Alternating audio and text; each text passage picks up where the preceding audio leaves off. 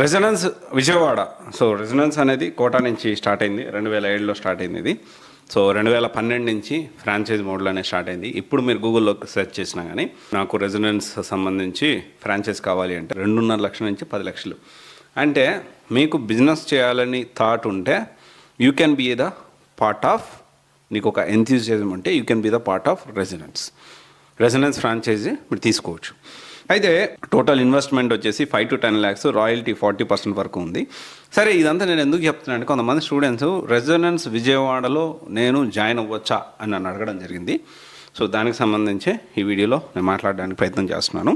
So ఇక్కడ మనము resonance అనేది డెఫినెట్లీ బెస్ట్ ఇన్స్టిట్యూట్ ఇన్ కోటాలో one of the best institute.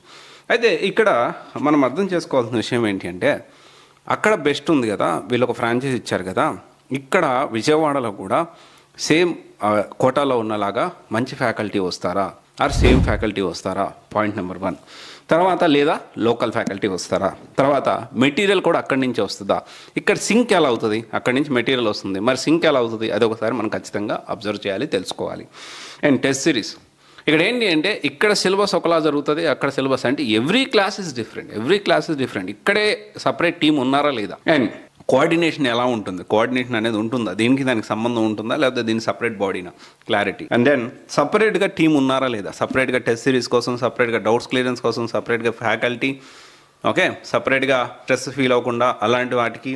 And then తర్వాత చూసుకుంటే ఓన్ హాస్టల్ ఉందా లేదా, and then own inter college ఉందా లేదా, ఇలాంటివన్నీ మనం తెలుసుకోవాలండి. కేవలం రెజొనెన్స్ కోటాలో లేకపోతే బాగుందని చెప్పి, లేకపోతే ఎక్కడో ర్యాంక్స్ వచ్చాయని చెప్పి మనం విజయవాడలో రెజొనెన్స్లో జాయిన్ అవ్వడం మాత్రం కరెక్ట్ కాదు. ఎప్పుడైనా ఇంటర్వ్యూ నీట్ ఎప్పుడైనా కానీ మీరు ఆలోచించాల్సిన విషయం ఏంటి అంటే ప్రస్తుత అంటే బ్రాండ్ని చూసి కాదు, ఎవ్రీ క్యాంపస్ ఇస్ డిఫరెంట్. మీరు ఏ క్యాంపస్లో జాయిన్ అవుతున్నారో అది 1-10 సార్లు ఇన్ని క్రాస్ వేర్ ఫ్యాకల్టీ అండ్ ఎన్ని ర్యాంక్స్ వచ్చాయి, ఎలా ఉంది, ఇవన్నీ తెలుసుకొని మీరు ప్లాన్ చేసుకుంటే బెటర్గా ఉంటుంది.